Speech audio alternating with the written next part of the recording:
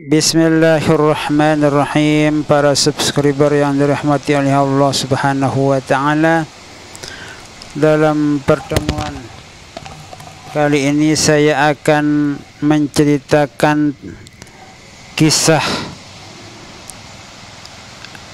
makam anak Iyu atau anak Iwu yang ada di pinggir pantai Labuan Haji, Kecamatan Labuhan Haji, Lombok Timur, Nusa Tenggara Barat.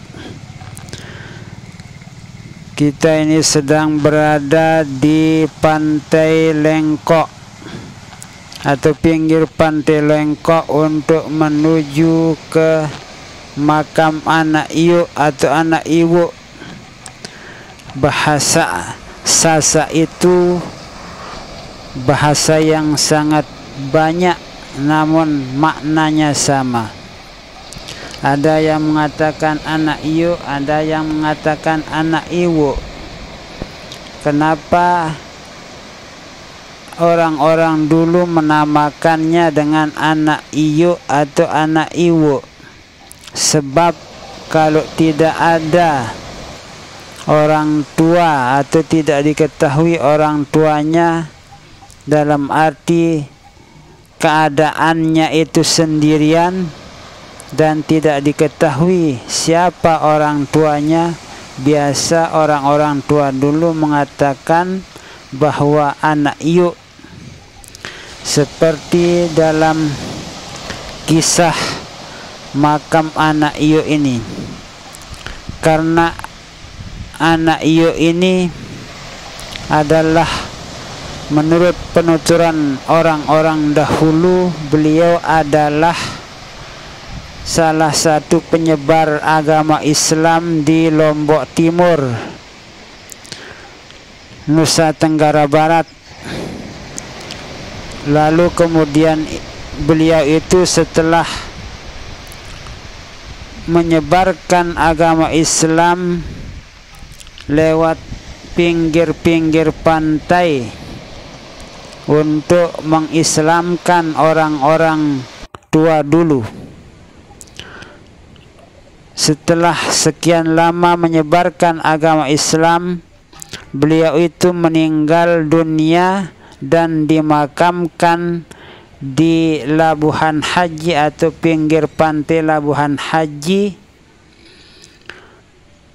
yang kemudian pinggir pantai Labuan Haji itulah tempat dimakamkan beliau itu, karena di saat itu pinggir pantai Labuan Haji tidak sama seperti yang kita lihat sekarang ini. Jauh dari lautan kalau di masa beliau itu dimakamkan di sana. Menurut cerita seorang ustaz yang pernah ziarah ke makam anak Iyu atau anak Iwu itu bersama seorang tuan guru dan istri tuan guru itu, maka ustaz tersebut diperlihatkan dengan mata batin bahwa keluarlah dari dalam makam tersebut Al-Maghfurlah Bapak Maulana Syekh Tuan Guru Ki Haji Muhammad Zainuddin Abdul Majid Pancor bersama dengan anak Iwu atau anak Iyu tersebut.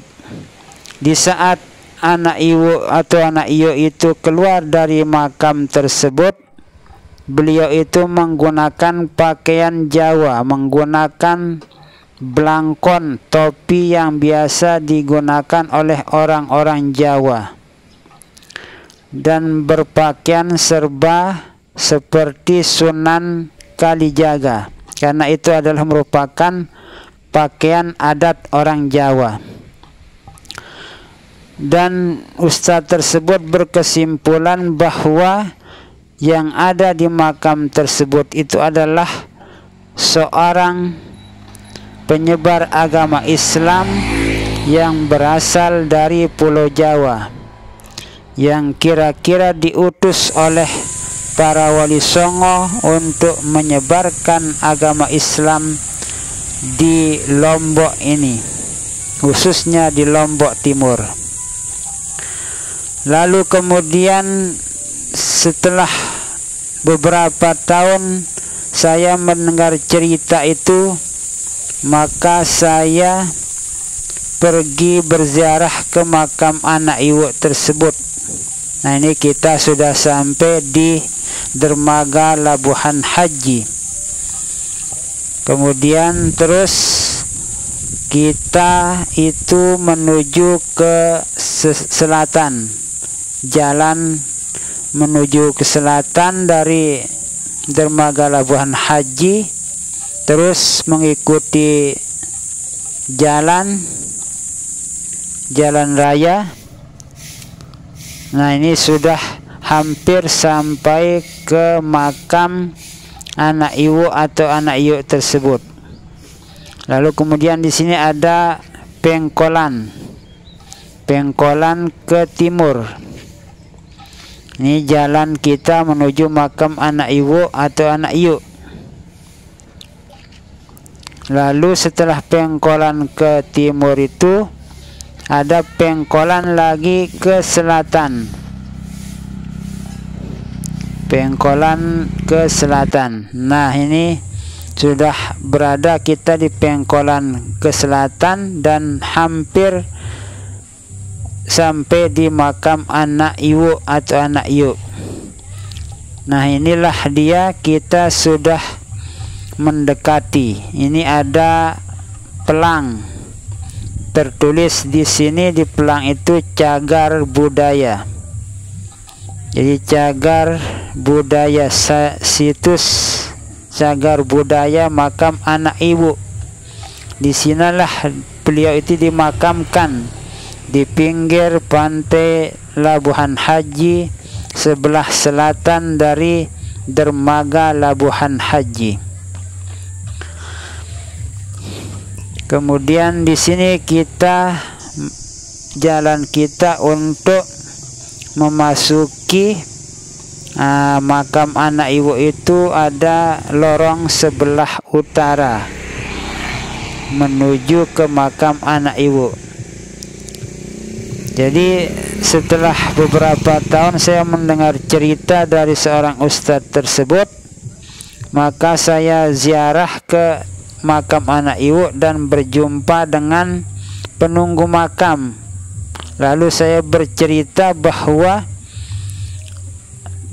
yang di dalam makam ini adalah orang Jawa atau dai dari Jawa, dari Pulau Jawa. Maka penunggu makam tersebut menjawab, ya memang benar bahwa beliau itu berasal dari Jawa dan dimakamkan di pemakaman ini yang kira-kira bernama Ahmad Said, yang dimakamkan di sini, namun jarang yang mengetahui nama beliau. Itulah sebabnya dinamakan makam anak ibu, karena tidak diketahui namanya oleh orang-orang dahulu. Padahal nama beliau itu adalah Ahmad Said. Bisa nanti ditanyakan pada orang yang punya ahli kasyaf, bisa berbicara dengan rohnya Ahmad Said atau anak ibu tersebut dan menanyakan nama beliau, siapa nama beliau yang dimakamkan di pemakaman anak ibu tersebut. Nah, begitulah kira-kira cerita yang saya dengar beberapa tahun yang lewat. Terima kasih. Siapa yang mau ziarah datang ke tempat ini, berziarahlah ke tempat atau makam orang-orang atau para dai-dai yang benar-benar bersih hati, ikhlas dalam menyebarkan agama Allah Subhanahu wa ta'ala. Semoga kita mendapatkan keberkahan hidup dunia dan akhirah, mendapatkan maghfirah dari Allah Subhanahu wa ta'ala, yang sebesar-besar ampunan dari Allah Subhanahu wa ta'ala. Kita mendapatkan ridha Allah Subhanahu wa ta'ala fid dunya wal akhirah. Amin amin amin. Wallahu a'lamu bissawab, wallahul muwaffiq wal hadi ila sabilir rasyad. Wassalamu alaikum warahmatullahi wabarakatuh.